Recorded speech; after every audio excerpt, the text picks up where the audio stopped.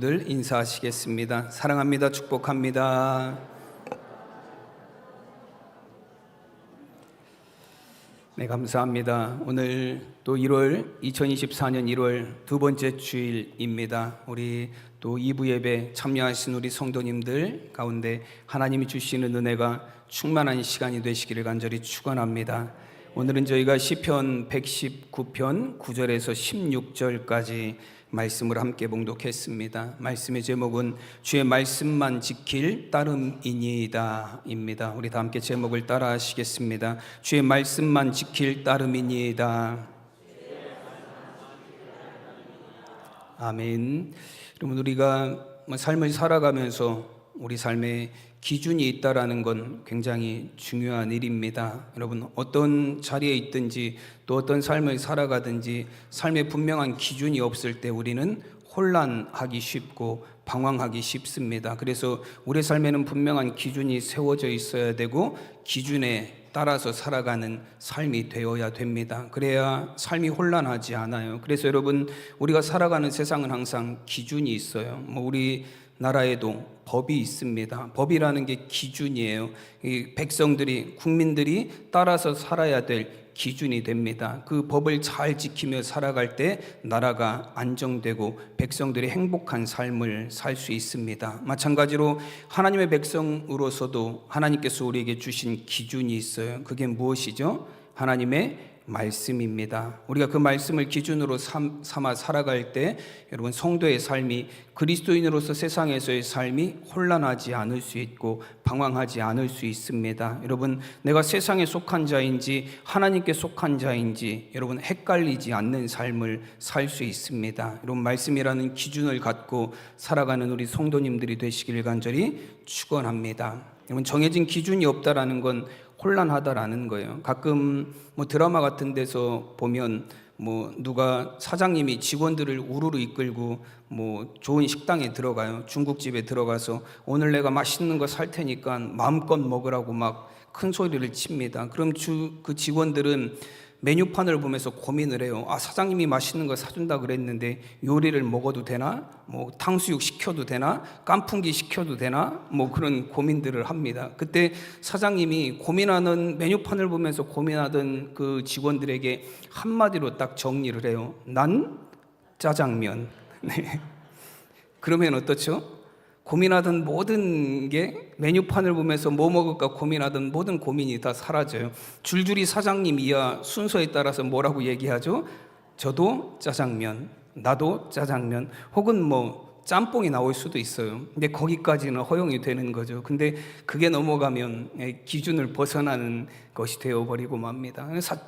사장님이 고민하는 직원들에게 어떤 기준을 제시해 주는 거예요. 그래서 거기에는 혼란하거나 고민할 필요가 더 이상 없어지는 경우입니다. 여러분, 우리가 한때 유행했던 말 중에 어떤 말이 있었냐면 개그 프로그램에 나왔던 말 중에 그때그때 달라요 라는 말이 있었습니다. 여러분, 그때그때마다 다르다라는 건 어떤 의미를 갖고 있죠? 기준이 명확하지 않다라는 거예요. 그냥 상황에 따라서 다르게 대처한다라는 걸 의미합니다. 어떤 면에서 보면 융통성이 있는 거예요. 이런 상황에선 이렇게 대처하고 저런 상황에선 저렇게 대처하고 융통성이 있습니다. 근데 여러분, 융통성이라는 것도 어디 안에서 발휘가 될 때 융통성이 효과가 있는 거냐면 정해진 기준을 벗어나지 않는 선에서 융통성이 발휘가 되어야 됩니다. 여러분, 그게 융통성으로서의 효과가 있는 거예요. 아무리 융통성이 있다고, 아무리 그때마다 내가 내 상황을 대처하겠다라고 그래서 기준을 벗어나고 법을 벗어나게 되면 여러분, 그건 융통성으로서의 기능을 발휘할 수 없는 거예요. 그건 법을 위반한 범죄가 되고 반칙이 됩니다. 옳지 않은 행위, 의를 이루는 행위가 될 수 없는 거예요. 여러분, 융통성이어도 우리는 분명히 기준을 벗어나서는 안 됩니다. 제가 얼마 전에 봤던 기사 중에 이런 신문 기사를 본 적이 있어요. 기사의 제목이 뭐냐면 여자라고 소갈비 양을 적게 내주는 고깃집이라는 제목이었어요. 그 두 명의 여성분이 이제 작년 추석 연휴 때 이제 둘이 포천으로 두 분이 이제 친구들끼리 여행을 갔어요. 근데 여행을 갔는데 포천이 여러분 유명한 게 뭐가 있죠? 갈비가 유명하죠. 네. 그 두 분이 뭐 좋은 데 와서 경치도 구경하고 갈비도 좀 시컷 먹고 가자. 하여튼 거기 포천 갈비가 약간 그 1인분의 양이 많고 조금 가격이 싸요. 그 1인분이 포천 갈비가 저도 예전에 한번 부모님하고 갔다가 먹어봤는데요. 1인분에 400g이에요. 근데 가격은 이제 그 일반 그 시내에서 파는 가격하고 비슷하고요. 1인분에 400g이니까 굉장히 양이 많습니다. 이 두 분 여자분이 우리가 오늘은 오랜만에 소고기를 실컷 먹어보자라고 하면서 둘이 가서 1인분에 안 그래도 1인분이 많은데 둘이 가서 3인분을 시켰어요. 오늘 실컷 먹어보자. 오랜만에 나왔으니까. 그 3인분을 시켜놨으니까 뭐 1kg가 넘는 양이잖아요. 고기가 굉장히 양이 많을 거예요. 근데 막상 3인분이 나온 걸 보니까 양이 3인분이 안 되는 것처럼 보이는 거예요. 그래서 조금 의구심이 들었지만 그래도 먹기 시작했습니다. 그 고기를 먹다 보니까 평소에 먹는 양이 있을 거 아니에요. 두 분 잘 드시는 분이셨던 것 같아요. 3인분을 시키면 충분할 줄 알았는데 이게 양이 조금 부족한 거예요. 그래서 의구심이 드는 거예요. 이게 우리가 시킨 3인분이 맞나? 그래서 종업원을 불러서 우린 3인분 시켰는데 양이 좀 적은 것 같다. 그랬더니 종업원이 자꾸 주방 눈치를 보더래요. 그러더니 주방으로 가서 뭐라고 하더니 다시 돌아와서 이 두 분 여자분에게 하는 얘기가 뭐냐면 여자분들이랑 너무 많이 시켜서 남길 것 같아서 일부러 2인분만 주었다는 거예요. 그리고 다 먹고 나면 1인분을 더 갖다 주려고 했다라고 그렇게 대답을 했습니다. 여러분 참 당황스러운 얘기죠.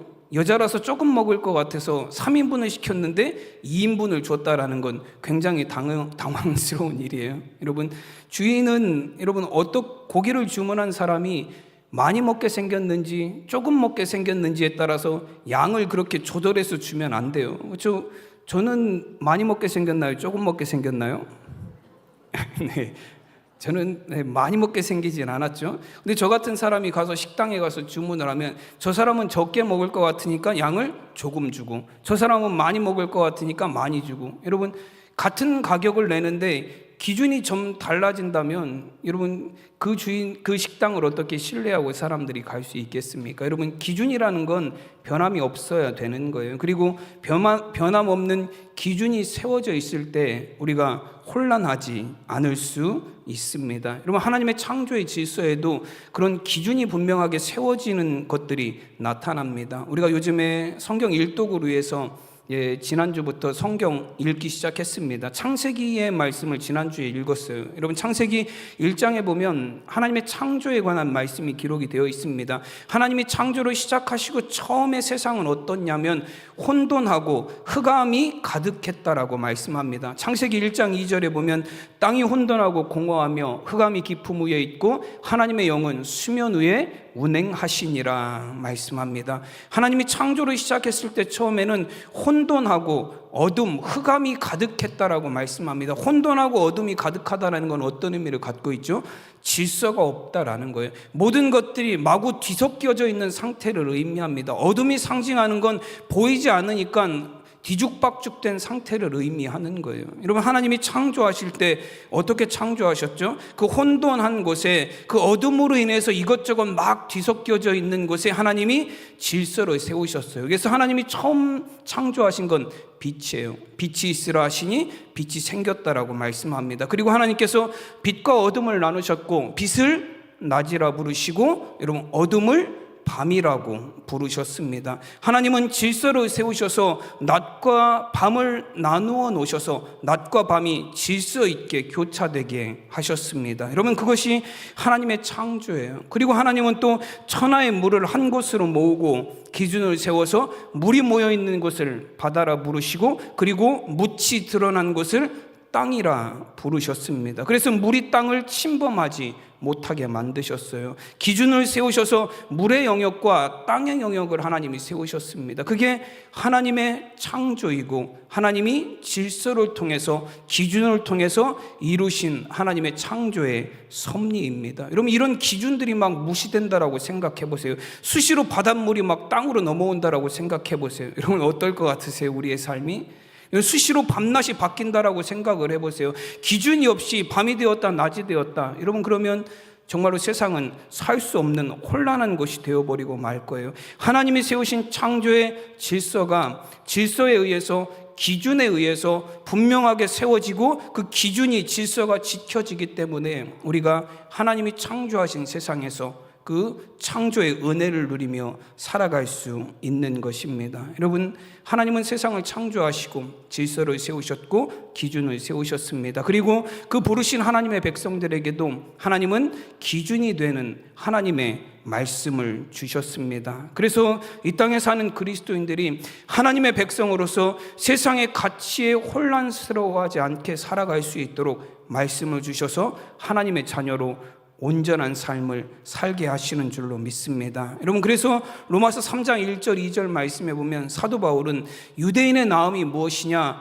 유대인의 유익이 무엇이냐를 한마디로 이렇게 정리합니다. 그런즉 유대인의 나음이 무엇이며 할례의 유익이 무엇이냐, 범사에 많으니 우선은 그들이 하나님의 말씀을 맡았음이니라 말씀합니다. 여러분, 단순히 유대인만 뜻하는 것이 아니라 할례 받고 유대인이라는 건 뭘 의미하냐면 하나님의 백성을 의미하는 거예요. 하나님의 백성된 자들의 유익이 무엇이고 하나님의 자녀된 자들의 나음이 무엇이냐라는 거예요. 그 첫째, 가장 중요한 것은 무엇이냐면 하나님의 말씀을 말씀 안에 살아가는 자들이다라는 것, 그것이 하나님의 자녀들, 하나님의 백성들로서 가장 최고의 특권이다라고 말씀합니다. 여러분, 하나님은 우리에게 말씀을 주셨습니다. 그리고 그 말씀에 따라서 하나님의 자녀들이 세상과 구별된 거룩한 자녀의 삶을 살 수 있게 인도하시는 줄로 믿습니다. 여러분, 그리스도인들이 가진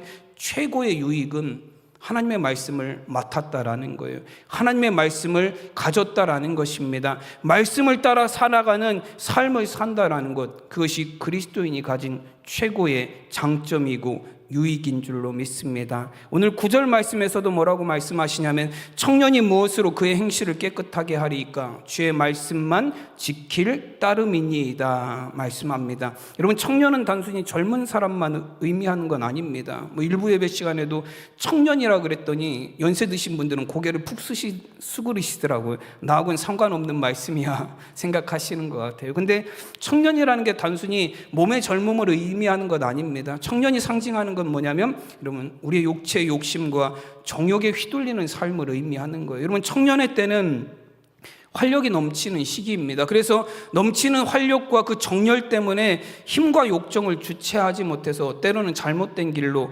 빠지기도 합니다. 그래서 어른들이 가끔 젊은 시절을 그리워하긴 하지만 10년만 젊었어도 그러시잖아요. 근데 젊은 시절을 그리워하기도 하지만 젊은 시절을 되돌아보면서 하는 많은 얘기들이 또 어떤 얘기냐면 그때는 내가 뭐가 없었다고요? 철이 없었지. 그때는 내가 철이 없었지. 그때는 내가 철이 덜 들었었지. 그런 얘기들도 자주 하시는 걸 우리가 볼 수 있습니다. 여러분, 젊은 시절은 분명히 열정과 패기와 추진력의 아름다운 시기일 수 있습니다. 그러나 여러분, 그 욕정과 그 욕망을 주체하지 못하면, 절제하지 못하면 잘못된 길로 갈 수도 있는 그런 시기다라는 말씀이에요. 여러분, 일본인 작가 중에 도야마 시게이코라는 분은 2017년도에 나이 92세 때 책을 한 권 썼습니다. 책의 제목이 뭐냐면 자네 늙어봤나 나는 젊어봤네 라는 책이에요. 젊은이들에게 주는 책이죠. 자네 늙어봤나 나는 젊어봤네 라는 그런 제목의 책을 써서 젊은이들에게 노인이라고 나이가 먹었다라고 함부로 대해서는 안 된다라는, 그리고 결정적인 그 책의 내용들은 뭐냐면 젊은이들에게 주는 교훈이에요. 젊어서 힘이 있고 패기가 있고 열정이 있고 그들의 가진 어떤 힘이 있지만 그들이 노인들의 그리고 인생을 오래 사신 분들의 교훈을 들어야 할 필요가 있다라는 거예요. 그래서 젊은이들을 향해서 인생을 오래 사신 분들의 경험을 통해서 젊은이들에게 주는 교훈의 내용이 담겨져 있는 책입니다. 여러분, 인생의 선배들의 교훈이 담긴 그 책 한 권은 우리가 평생을 노력해야 얻을 수 있는 지혜를 배울 수 있는 통로입니다. 우리가 경험해보지 못했고 가보지 못한 그 길을 먼저 가본 선배들이 경험을 통해서 실패 없이 바른 길을 찾아갈 수 있도록 지혜를 가르쳐주는 책들이에요. 여러분, 하나님의 말씀인 성경은 우리에게 무엇을 의미하냐면 하나님의 자녀로서, 하나님의 백성으로서 세상 죄악에 흔들리기 쉬운 삶을 살아가는 우리, 세상 한가운데 놓여져 있어서 세상의 가치들에 우리의 하나님의 백성으로서의 성경적 가치가 흔들리기 쉬운 이 시대에 정말 하나님의 자녀로 올바르게 살아갈 수 있도록, 거룩하게 살아갈 수 있도록, 우리가 깨끗하게 살아갈 수 있도록 우리를 지켜주는, 인도해주는 말씀이다라는 것입니다. 여러분, 오늘 말씀에서 9절, 청년이 무엇으로 그의 행실을 깨끗하게 하리까? 라고 말씀합니다. 하나님의 백성으로 부르심을 받아 살아가는 이 땅의 그리스도인들이 어찌해야 세상 죄로부터, 악으로부터 스스로를 지키며 깨끗이 살아갈 수 있는지에 관한 말씀이에요. 여러분, 그래서 하나님의 말씀에는, 성경에는 실패의 역사도 굉장히 많이 담고 있습니다. 성경의 인물이라 그래서, 믿음의 사람이라 그래서 다 성공하고 다 형통한 삶을 산 건 아니에요. 때로는 이 성경에 나와 있는 인물들 중에서 보면 정말로 어이없는 실패와 실수를 반복하는 사람들이 계속해서 나와요. 특별히 하나님의 부르심을 받아 믿음의 조상이라고 우리가 부르는 아브라함이라는 사람도, 여러분, 창세기 12장에 보면 하나님의 부르심을 받았어요. 그래서 갈대아 우르에서 떠나서 하란 땅에 살다가 하란을 떠나서 다시 하나님이 약속하신 가나안 땅으로 와서 살아갑니다. 근데 아브라함이 가나안에 오자마자 만나는 게 뭐냐면 기근을 만나요. 가뭄으로 인해서 기근이 왔고, 기근으로 인해서 먹을 게 없었어요. 그래서 아브라함이 선택한 게 뭐죠? 풍족한 땅 애굽으로 내려갑니다. 애굽으로 내려가서 비옥한 땅 애굽으로 내려가서 거기에 먹고 살 게 있다라는 소식을 듣고 가족들을 데리고 애굽으로 내려갔어요. 근데 애굽으로 내려가서 보니까 애굽에는 자기가 모르는 사람들이 많아요. 그래서 자기 아내가 너무 이쁘기 때문에, 사라가 너무 이쁘기 때문에, 사라 때문에 혹시 내가 남편이라 그러면 사람들이 나를 해코지 할까 봐 자신의 아내인 사라를 뭐라고 소개하죠? 내 누이 동생입니다라고 소개를 해요. 그래서 결국에는 애굽의 왕이 아브라함의 아내 사라를 끌고 가버려요. 하나님이 애굽 왕과 애굽에 재앙을 내리지 아니하셨으면 아브라함은 어떻게 됐을까요? 호라비가 됐겠죠. 큰일 날 뻔한 일이에요. 하나님이 애굽 왕에게 또 애굽 땅에 재앙을 내리지 아니하셨으면, 하나님이 그 사라를 지켜주시지 아니했으면 아브라함은 큰일 날 뻔한 그런 실수를 하게 되고 실패를 경험하게 됩니다. 결국에는 여러분, 아브라함의 이런 실패, 아브라함의 실수를 통한 교훈을 통해서 우리에게 말씀해 주시는 사건은 어떤 의미를 갖고 있습니까? 여러분, 하나님의 약속의 말씀을 벗어나서 우리가 애굽으로 내려가는 삶에는 수많은 죄의 유혹이 우리를 기다리고 있다라는 거예요. 아무리 믿음의 조상이라 불리우는 사람이라 할지라도 말씀을 떠나서 애굽으로 내려가는 순간 죄의 유혹에 흔들릴 수밖에 없다라는 거예요. 말씀을 떠나서 애굽으로 내 삶의 자리를 옮기는 순간 우리는 수많은 악한 꾀에 넘어갈 수밖에 없다라는 걸 의미합니다. 여러분, 그래서 9절 말씀은 질문과 대답으로 이루어졌어요. 청년이 무엇으로 그의 행실을 깨끗하게 하리까? 이것은 질문입니다. 그리고 질문을 주자마자 바로 대답을 줘요. 우리에게 헷갈리지 않게 하시려는 거예요. 주의 말씀만 지킬 따름이니이다.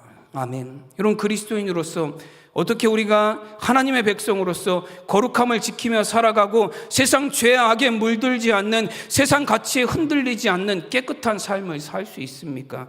주님의 말씀 안에 살아갈 때예요. 주의 말씀만이 우리를 하나님의 백성으로, 하나님의 자녀로 거룩한 삶을 살아가게 하는 힘이 되는 줄로 믿습니다. 오늘 11절에서 말씀합니다. 내가 주께 범죄하지 아니하려 하여 주의 말씀을 내 마음에 두었나이다 라고 고백을 합니다. 여러분, 하나님의 말씀을 내 마음에 두었다라는 것은 말씀을 내 마음에, 내 삶의 중심에 두었다라는 걸 의미합니다. 중심에 두었다라는 건 하나님의 말씀이 내 삶의 중심이 되어서, 하나님의 말씀이 내 삶의 기준이 되어서, 말씀이 중심이 되고 기준이 되니 죄와 악의 유혹들이 아무리 나를 흔들어도 흔들리지 않는 삶을 살 수 있다라는 걸 의미합니다. 여러분, 오뚜기가 넘어지고 계속해서 일어나는 이유가 뭐죠? 어릴 때는 그 오뚜기를 가지고 많이 놀잖아요. 오뚜기 아무리 넘어뜨려도 이 오뚜기는 어떻죠? 계속 일어나요.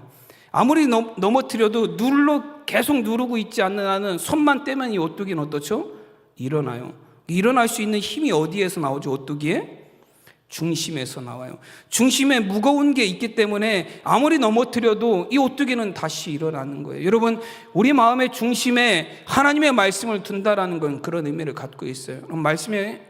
우리 마음의 중심에 하나님의 말씀이 있으면 죄의 유혹이 아무리 우리를 넘어뜨려도, 악한 자들의 꾀가 우리를 아무리 낙심하게 만들어도, 세상의 여러 가지 고난이 우리를 흔들어내도 우리는 어때요? 다시 일어나게 돼요. 왜냐하면 하나님의 말씀이 내 삶의 중심에 자리를 잡았기 때문에 그렇습니다. 여러분, 우리가 올해도 그래서 1년에 일독, 성경 일독도 하려 하고, 또 이제 어느 정도 시간이 지나면 말씀을 공부하는 성경 공부 시간도 우리가 함께 가지려고 합니다. 여러분, 그 외에도 우리는 말씀을 접할 수 있는 기회들이 굉장히 많이 있어요. 유튜브를 통해서도 여러분 말씀 많이 들으시잖아요. 훌륭한 목사님들, 유명한 목사님들 말씀을 많이 듣습니다. TV를 통해서도 그 기독교 채널들이 있어서 우리는 말씀을 접할 수 있는 기회들이 굉장히 많이 있어요. 여러분, 근데 말씀을 듣는 것에서 끝나면 여러분 그건 아무런 의미가 없어요. 말씀이 내게 들려지고 그 말씀을 내가 받아들여야 합니다. 여러분, 마가복음 4장에 보면 그 4가지 밭에 떨어진 씨앗의 비유에 관한 말씀이 있어요. 길가에도 떨어지고 돌밭에도 떨어지고, 그리고 그 말씀이 가시떨기에도 떨어지고, 그리고 좋은 밭에도 떨어졌습니다. 씨앗이 여기저기 다 떨어졌어요. 근데 여러분, 그 씨앗이 자라서 열매를 맺는 밭은 어떤 밭이죠? 좋은 밭이에요. 옥토에 떨어진 씨앗만 자라서 열매를 맺었습니다. 여러분, 마가복음 4장 20절 말씀에 보면 뭐라고 되어 있냐면, 좋은 땅에 뿌려졌다는 것은 곧 말씀을 듣고 받아 30배나 60배나 100배의 결실을 하는 자니라 말씀합니다. 말씀을 듣고 끝난 게 아니라 뭐라고 말씀하시죠? 말씀을 듣고 그 말씀을 받아들였다라고 말씀합니다. 여러분, 좋은 땅에 떨어진 씨앗은 말씀을 듣는 것에서 끝나지 않고 그 말씀을 듣고 받아서 내 마음에 심겨져서 그 말씀이 내 삶의 변화의 능력이 되는 거예요. 말씀대로 살아가고 말씀에 순종하고 내 말씀이, 하나님의 말씀이 내 삶의 변화를 이끌어내는 능력의 말씀이 될 때에 여러분, 우리가 말씀 안에, 말씀을 중심에 두는 삶을 살아가는 것입니다. 여러분, 나머지 밭들도 하나님의 말씀에 씨앗이 떨어져요. 그리고 그 말씀을 받기도 합니다. 그 마가복음 4장 16절에 보면 돌밭에 떨어진 씨앗에 관한 말씀에서는 이렇게 표현해요. 말씀을 들을 때 또 이와 같이 돌밭에 뿌려졌다는 것은 이들을 가리킴이니 곧 말씀을 들을 때에 즉시 기쁨으로 받으나라고 말씀합니다. 여러분, 이 밭도 씨앗이 떨어질 때 기쁨으로 받았다라고 말씀하셨어요. 근데 여러분, 받았다라는 표현 자체가 여러분, 이 좋은 밭, 옥토에 떨어진 밭, 그 옥토가 받아들였다라는 받아들임하고 다른 의미를 갖고 있어요. 여러분, 이때 돌밭이 받아들였다라는 받아들임은 어떤 헬라어 단어를 사용하냐면 람바노라는 단어를 사용했습니다. 능동태요. 내가 받아들이는 거예요. 하나님의 말씀을 내가 받아들이는 거예요. 그래서 여러분, 내가 받아들인다라는 건 어떤 의미를 갖고 있죠? 내가 선택을 한다라는 거예요. 그래서 어떤 말씀은, 내가 듣기 좋은 말씀은, 내 귀에 달콤한 말씀은, 내 생각하고 동일한 말씀은 받아들여요. 아, 좋은 말씀이야. 그래, 그렇지, 당연히 저렇게 살아야지라고 말합니다. 근데 내 마음에 조금이라도 거리낌이 드는 말씀은, 내 귀에 그렇게 좋게 들리지 않는 말씀은, 내 마음을 찌르는 말씀들은, 정말로 내 양심을 두드려대는 말씀들은 귀를 닫아요. 받아들이지 않아요. 하나님의 말씀이라 할지라도 그 말씀에 외면합니다. 그래서 말씀을 취사 선택하는 걸 의미해요. 여러분, 돌밭이라든지 길가라든지 가시떨기도 하나님의 말씀이 떨어져서 받았습니다. 근데 그 말씀을 받아들이지 않았어요. 취사 선택에 의해서 그 말씀을 버리고 마는 거예요. 근데 여러분, 옥토에 떨어진 씨앗이 말씀을 듣고 받았다라는 표현에는 헬라어 데코마이라는 단어를 사용했습니다. 이건 능동태가 아니라 중간태예요. 하나님의 말씀이 나에게 떨어지고, 그리고 내가 그 하나님의 말씀을 적극적으로 받아들인다라는 의미를 갖고 있습니다. 여러분, 말씀이 떨어지니 그 말씀을 내가 받는 거예요. 농사를 지어보신 분들은 아실 거예요. 어떤 밭이 주인이 씨를 뿌렸는데 나는 옥수수는 안 심어하고 다시 씨를 뱉어내는 밭이 있던가요? 그런 밭은 없어요. 주인이 씨를 뿌리면 뿌린 대로 그 밭은 받아들이는 거예요. 그래서 그 씨앗을 잘 품어서 그 씨앗이 잘 자라서 열매를 맺게 만드는 게 좋은 밭의 역할이에요. 근데 여러분, 밭이 씨앗이 뿌려졌는데 나는 옥수수는 싫어, 나는 땅콩만 심을 거야, 옥수수는 안 받아들이고 땅콩만 받아들이는 밭, 여러분, 그런 밭에는 열매가 없다라는 거예요. 여러분, 그래서 누가복음 8장에서는 옥토 좋은 밭에 대해서 이렇게 말씀합니다. 좋은 땅에 있다는 것은 착하고 좋은 마음으로 말씀을 듣고 지키어 인내로 결실하는 자니라. 이런 말씀을 받을 때 어떤 마음으로 받아요? 착하고 좋은 마음으로 하나님의 말씀을 받는다라는 겁니다. 그리고 그 말씀을 듣고 지키어 인내로 결실한다 말씀합니다. 여러분, 말씀을 결실하는 데는, 말씀의 씨앗이 자라서 열매를 맺는 데는 인내가 필요하다라는 거예요. 여러분, 말씀의 삶을 살아가는 것이, 하나님의 말씀이 나에게 주어졌을 때 그 말씀을 행하며 사는 것이 쉬운 일이 아닐 수 있습니다. 인내는 그래서 우리에게 필요한 거예요. 그 말씀에 순종하는 삶이 때로는 가시밭길일 수도 있습니다. 때로는 하나님의 말씀이 내 마음에 쏙 드는 말씀이 아닐 수도 있어요. 내 마음을 찌르는 말씀일 수도 있고 내 양심을 심하게 두드리는 그런 말씀일 수도 있어요. 여러분, 그럼에도 불구하고 그 말씀을 내가 받아서 그 말씀을 잘 품어서 그 말씀이 나에게 주신 말씀으로 받아들여 행하는 삶을 살 때 그 말씀이 우리를 생명의 길로 인도하는 줄로 믿습니다. 여러분, 사도행전 2장 37절에서도 보면 사도 베드로의 설교를 들은 사람들이 하나님의 말씀을 듣고 마음의 찔림을 받았어요. 그들이 이 말을 듣고 마음에 찔려 베드로와 다른 사도들에게 물어 이르되 형제들아 우리가 어찌할꼬 하거늘 이라 말씀합니다. 여러분, 말씀을 받은 자들이, 너희가 예수를 십자가에 못 박았다라고 그 말씀을 받은 자들이 마음의 찔림을 받았어요. 마음의 괴로움이 있었습니다. 우리가 이렇게 죄를 지었다라는 것, 우리가 이렇게 심한 죄를 지었다라는 걸 그들이 깨닫게 되었어요. 그리고 어찌해야 될지를 알 수 없었습니다. 그래서 사도들에게 물어요. 우리가 이렇게 죄를 저질렀는데, 우리가 이렇게 하나님의 말씀에 비추어 보니 정말로 우리가 이런 죄인인데 어찌해야 되겠습니까? 물었을 때 사도 베드로가 이렇게 대답을 합니다. 사도행전 2장 38절에 보면 베드로가 이르되 너희가 회개하여 각각 예수 그리스도의 이름으로 세례를 받고 죄사함을 받으라. 그리하면 성령의 선물을 받으리니 말씀합니다. 회개하라는 거예요. 말씀이 너희의 죄를 드러내서, 말씀이 너희의 마음을 찔러서 너희가 말씀 앞에 너희의 죄가 드러났으면 회개하라는 거예요. 그러면 주님이 너희 죄를 용서해 주시고 너희가 세례를 받고 이제는 더 이상 죄의 권세 아래가 아니라 성령의 권세 아래 사는 생명의 삶을 살게 될 것이다 말씀합니다. 여러분, 나를 찌르는 말씀 때문에 때로는 괴로울 수 있습니다. 그러나 여러분, 그 말씀이 내 마음밭에 심겨지고 받아들여져서 여러분 그 말씀이 자라난다면 그 말씀이 결국에 우리는 생명의 열매를 그 말씀을 통해 맛보게 될 줄로 믿습니다. 여러분, 그리스도인들이 세상과 구별되는, 믿지 않는 사람들과 구별되는 가장 첫 번째 특징은 하나님의 말씀이에요.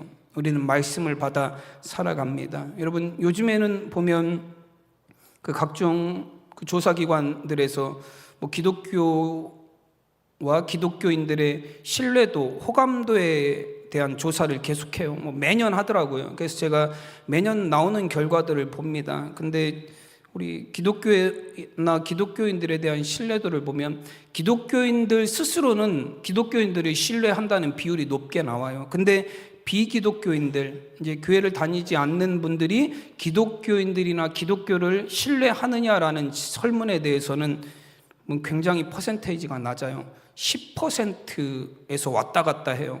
10명 중에 1명만, 기독교인이 아닌 사람들은 10명 중에 1명만 기독교인들을 신뢰한다고 대답합니다. 그리고 나머지 9명은 어떤 대답이냐면 이게 그것도 좀 차이가 있더라고요. 나는 기독교인을 완전 신뢰하지 않는다, 한 40%가 넘더라고요. 그리고 기독교인을 어느 정도 신뢰하지 않는다지만 완전은 아니에요. 이 사람들은 그래도 신뢰하지 않는다는 사람들이 한 40% 정도 돼요.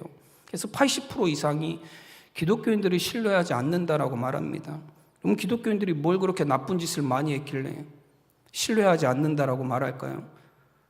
우리 기독교인들이 좋은 일 세상에 많이 합니다. 선한 일들도 많이 해요. 드러나지 않는 곳에서 여러분 봉사도 많이 하고, 여러분 많은 선교단체라든지 NGO 단체들이, 기독교 NGO 단체들이 여러분 전 세계 좋은 일들 많이 하고 있습니다. 그럼에도 불구하고 기독교인들을 신뢰하지 못할 사람들로 세상 사람들이 생각하는 이유가 무엇이겠습니까? 기독교인들이 하나님의 말씀대로 살지 않기 때문에 그래요.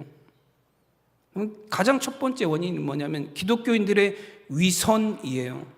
위선이 뭐예요? 겉과 속이 다르다라는 거예요. 하나님의 말씀을 받아서 하나님의 말씀대로 살아가야 될 사람들이 교회에서는 하나님의 말씀을 들으면서 교회에서는 하나님의 말씀을 순종하겠다라고 결단하는 사람들이 세상에 나가서는 그렇게 살지 않는다는 거예요. 말씀은 정말로 은혜로운데, 말씀은 정말로, 하나님의 말씀은 우리에게 정말로 생명을 준다라고 고백을 하는데, 실제로 그리스도인들이 세상에서는 말씀대로 살지 않는다는 거예요. 나의 구세주, 나의 구원자, 나의 창조주 하나님이라고 고백하면서도 그 하나님이 주시는 말씀조차 행하지 않으면서 살아가는 사람들을 어찌 우리가 신뢰할 수 있겠느냐라는 거예요. 여러분, 세상 사람들이 그리스도인들에게 기대하는 것이 무엇이겠습니까? 여러분, 이 땅의 그리스도인들이 하나님의 말씀 안에 살아서 세상에 생명의 말씀을 나누는 삶, 말씀을 통한 생명을 세상에 나누는 삶, 그것이 세상 사람들이 교회에 기대하는 일이고, 여러분 그리스도인들에게 기대하는 일입니다. 여러분, 세상 사람들이 우리에게 뭐 먹을 거 달라 그러나요? 세상 사람들이 우리에게 부귀와 영화를 달라 그러나요? 줄 수도 없을 뿐더러 그걸 달라고 요구하지도 않아요. 세상이 우리에게 요구하는 것은 무엇이냐면, 너희는 세상에 빛이지 않냐? 너희는 세상에 소금이지 않냐? 세상 이 어둡고 암울한 이 세상에 하나님의 생명을 나누어야 될 빛과 소금의 사명을 감당해야 될 자들이 아니냐라는 거예요. 여러분, 그것이 세상 사람들이 교회에 기대하는 것이고 그리스도인들에게 기대하는 것입니다. 여러분, 생명의 말씀이 우리의 삶에 있어서 우리가 정말로 하나님의 생명을 세상에 나누며 살아가는 우리 성도님들이 되시기를 간절히 축원합니다. 그럼 제가 예전에 한번 몇 년 전에 그 유명한 한의원을 제 아내하고 같이 찾아간 적이 있어요. 정말로 소문이 난 한의원이에요. 저희가 이제 서산에 있을 때 소문을 들었거든요. 저기 예산에 가면 용한 한의원이 있다더라. 그래서 저희가 아내하고 이제 그런 소문을 듣고 있다가 예산으로 이사 가서 그 한의원을 찾아갔어요. 찾아갔는데 그 안내를 해주시는 분이 이제 간호사는 아니고 남자분 한 분이 이제 그 한의사 선생님을 만나기 전에 뭐 이것저것 안내를 해주더라고요. 안내를 해주는 분이 하는 얘기가 뭐냐면, 들어가면 웃지 말래요. 들어가면 웃지 말래요. 그래서 아니, 웃으면서 좀 대화하고 그러면 얼마나 좋은데 왜 웃지 말라 그러지? 어쨌든 들어가면 웃지 말래요. 웃음이 나와도 참으래요. 그래서 잔뜩 긴장하고 들어갔습니다. 근데 긴장하고 들어가서 딱 원장님을 봤더니 왜 웃지 말라고 했는지 이해가 가더라고요. 코가 없어요. 네, 완전히 없는 건 아니고 코가 완전히 안으로 쑥 들어가 있어서 이렇게 형태만 있으세요. 그러니까 사람들이 이 한의원에 왔다가 원장님 그런 언급을 안 듣고 그냥 들어가면 이 원장님 얼굴을 보고 막 웃나 봐요. 갑자기. 그러니까 원장님이 아마 기분이 많이 상했던 것 같아요. 그러니까 아마 그런 언지를 줬는지 들어가면 웃지 말라고 그런 얘기를 하더라고요. 근데 저는 이제 그래서 저하고 아내는 안 웃었어요. 근데 웃고 안 웃고를 떠나서 들어갔는데 이 원장님이 저희를 붙잡고 한 20분 이상 그 아들이 둘 있는데 아들 자랑만 하시더라고요. 아들 자랑만 계속 하더라고요. 근데 그래도 용하대요. 그래서 나중에는 결국에는 약은 안 지어주고 뭘 하냐면 이 약을 먹기 전에 어떤 몸 상태를 만들어야 된다고 뭐 이것저것 이제 뭐 알려만 주었어요. 그래서 그러면 그거 우리가 어떻게 여기서 좀 처방전 해주면 가서 사면 되냐 그랬더니 그거 다 시장에 가면 구할 수 있는 거니까 그것도 알아서 사 먹으래요. 네. 뭐 아무런 처방도 안 해주고 약도 안 줘주고 결국에는 거기서 이제 설명만 듣고 나오긴 했어요. 근데 그럼에도 불구하고 그 한의원의 원장님 만나보려고 그 원장님이 또 시간도 정확하지가 않아요. 어떤 때는 있기도 하고 없기도 하고 그런데요. 그런데도 사람들이 와서 줄을 서 있어요. 줄 서서 기다려서 몇 시간씩 기다려서 그 원장님을 만나서 진단받고 약도 안 줘주는데 그러고 그냥 돌아가는 사람들이 굉장히 많이 있어요. 왜냐하면 실력이 있기 때문에 그래요. 여러분, 한의원에 의사 찾아가는데, 병원에 의사 찾아가는데 코가 잘생긴 거 보고 찾아가나요? 그렇지 않아요. 뭐 코 잘생긴 게 무슨 상관이 있습니까? 병만 잘 고치면 되는 거지. 약만 잘 줘주면 되는 거지. 진단만 잘하면 되는 거죠. 여러분, 세상 사람들이 그리스도인들에게 기대하는 것도 무엇이냐라는 거예요. 여러분, 우리가 세상에 뭘 주기를 원하냐라는 겁니까? 그리스도인들이 여러분 세상에 부귀와 영화를 주는 거 아니에요. 그런 거 줘봐야 아무 소용도 없고 기대도 하지 않아요. 그리스도인들이 세상 사람, 이런 그리스도인들이 세상에 전할 것은 무엇이냐면 예수 그리스도 안에 있는 생명이에요. 우리가 생명의 말씀으로 살아서 우리 안에 있는 생명을 세상에 전하는 것, 그것이 여러분 우리가 해야 될 사명이고 세상의 사람들이 이 땅의 그리스도인들을 하나님의 백성들에게 기대하는 것인 줄로 믿습니다. 여러분, 저는 우리 사랑하는 성도님들이 올 한 해 말씀 안에 살아가는 삶이 되기를 원합니다. 말씀의 중심을 잡고 말씀의 기준으로 한 해를 살아감을 통해서 여러분 세상에 하나님의 말씀에 생명이 있음을 나타낼 수 있는 우리 성도님들이 되시기를 간절히 축원합니다. 그리고 두 번째는 말씀을 즐거워하는 삶을 살라라고 말씀하셨어요. 오늘 14절에 보면 내가 모든 재물을 즐거워함 같이 주의 증거들의 도를 즐거워하였나이다 라고 고백을 합니다. 여러분, 오늘 14절 말씀은 재미있는 표현이 있어요. 내가 모든 재물을 즐거워함 같이 주의 증거들의 도를 즐거워하나이다. 내가 돈을 좋아하는 것처럼 하나님의 말씀도 좋아합니다 라는 거예요. 여러분, 이렇게 노골적으로 얘기하는 사람 없잖아요. 돈보다 하나님의 말씀이 좋습니다 그렇게 얘기하죠. 어떤 사람이 나는 돈을 좋아하는 것처럼 하나님의 말씀도 좋아합니다라고 말하는 사람이 어디 있어요. 근데 이렇게 표현을 했어요. 여러분, 돈 좋으시죠? 네. 아멘은 몇 분밖에 안 하셨지만 얼굴 표정을 보니까요, 돈 얘기가 나오자마자 입꼬리가 막 올라가는데 억지로 감추시려고 그런 표정들이 보여요. 그럼 돈이 얼마나 좋은지 모릅니다. 돈이 왜 좋죠?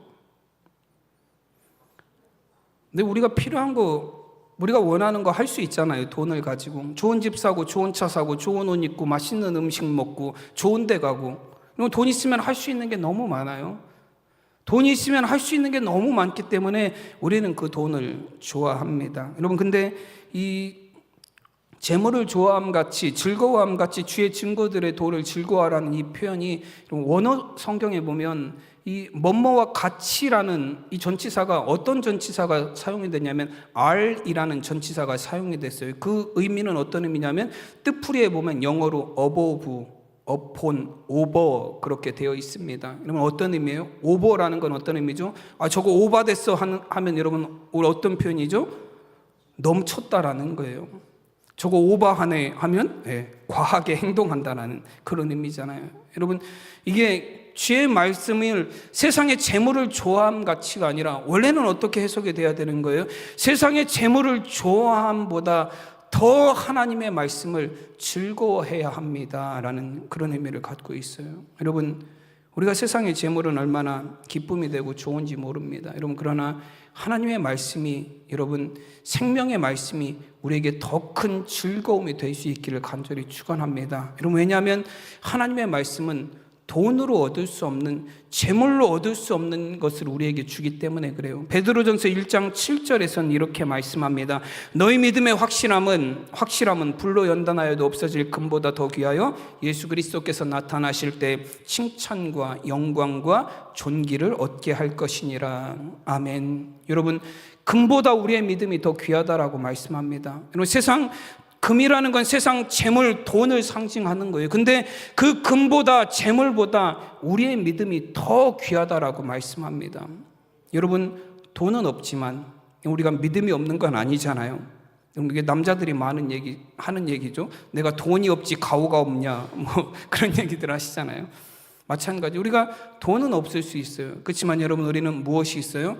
믿음이 있습니다. 그래서 돈으로 얻을 수 없는 믿음의 결국, 베드로전서 1장 9절 말씀, 믿음의 결국 곧 영혼의 구원을 받음이라. 아멘. 여러분, 믿음을 통해서 우리는 구원을 받습니다. 그리고 하나님의 말씀인 성경을 통해서 우리는 믿음을 갖게 됩니다. 그래서 하나님의 말씀이 우리에게 정말로 소중한 거예요. 여러분, 세상 재물보다 하나님의 말씀을 더 소중히 여길 수 있는, 더 즐거워하는 삶을 살 수 있는 우리 성도님들이 되시기를 간절히 축원합니다. 돈을 하늘만큼 쌓아놓아도 하늘에 이를 수는 없지만 우리의 믿음이 쌓이면 하나님 나라에 이르게 될 줄로 믿습니다. 기도하겠습니다. 하나님의 은혜와 사랑을 감사드립니다. 하나님, 우리로 하나님의 자녀 삼아주시고 하나님의 자녀로 세상에 거룩하고 구별된 삶을 살게 하시려고 하나님의 말씀을 우리에게 주시니 감사드립니다. 생명의 말씀인 하나님 성경을 우리가 늘 읽고 묵상하며 그 말씀을 받아들이게 하여 주셔서 그 말씀이 우리의 마음밭에 심겨지고 우리의 마음의 중심에 자리 잡아서 하나님 말씀의 열매를 맺으며 살아가는 삶이 되게 하여 주시옵소서. 세상 그 무엇보다도 하나님의 말씀을 즐거워하며 세상 죄의 유혹을 이기게 하시고 악한 자들의 꾀를 이겨내게 하여 주시고 날마다 말씀 안에 믿음의 승리를 이루는 구원의 결국을 이루어내는 우리 성도들의 삶이 되게 하여 주시옵소서. 감사하며 우리 주 예수 그리스도의 이름으로 기도드리옵